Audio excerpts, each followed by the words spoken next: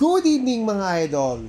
Pag napasyal nga po pala kayo ng Iloilo, isa sa dapat na ilagay nyo sa bucket list na restaurant ay itong Pecho Pac. Bukod nga po pala sa famous silang chicken inasal, ang restaurant na to ay nagsaserve din ng famous silang chicken binakol at hindi nyo ito dapat palambasin mga idol pag napasyal po kayo dito sa Iloilo City at sigurado po ako na hahanap-hanapin nyo siya kasi ang ginamit po ditong chicken is native. And syempre, meron po siyang kasamang real coconut meat. Kaya samahan nyo ako mga idol tonight at sintensyahan na natin ang pagkain dito kung masarap talaga. Good evening mga idol. So nandito tayo sa Pecho Pac dito sa Iloilo at umorder tayo ng chicken binakol. Ayan po siya mga idol.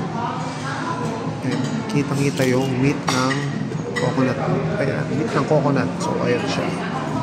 Okay, so, let's go. Tikman tayo na. Tikman na natin yung soup ng chicken binakol dito sa Pecho Pac.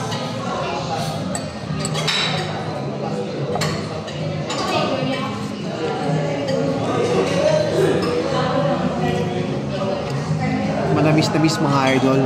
At yung ginamit nilang chicken is native chicken kaya sobrang lasa niya.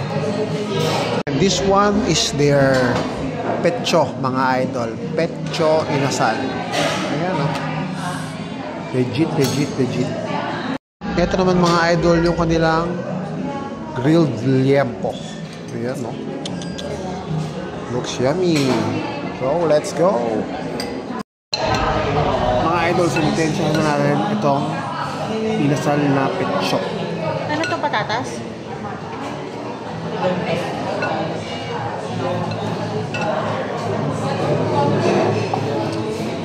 Malasang malasa. Tapos may smoky flavor. Masarap. Ayos na. Tapos mga idol, ito naman yung liempo.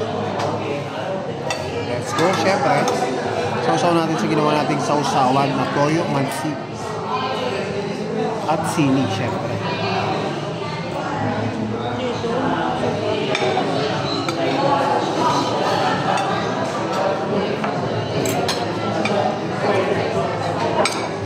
May lutong ng balat, ng konti yung balat.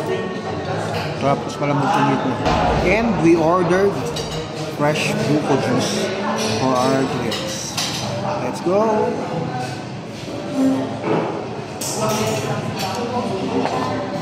Wasaring-wasari mga idol. Ayos na. Mga idol, so dahil busog na busog tayo at sarap na sarap tayo sa kinain natin. So, tapos na tayo kumain at syempre, hindi kumpleto yan pag walang dessert. Kaya umorder tayo ng dessert and umorder tayo ng leche plan. Dito lang ako nalungkot sa leche plan nila mga idol kasi kung ganitong kaliit is 60 pesos. Pero, hindi pa natin nahusgahan yung lasa, kaya tikman na natin.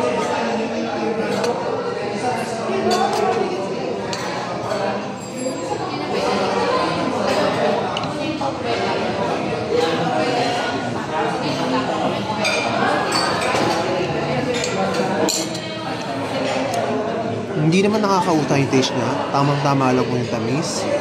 Tapos medyo creamy. Tapos medyo, yung gusto ko yung medyo makunat. Kaya perfect po para sa akin. So, yun lang po mga idol. Yung style lahat at ayos na.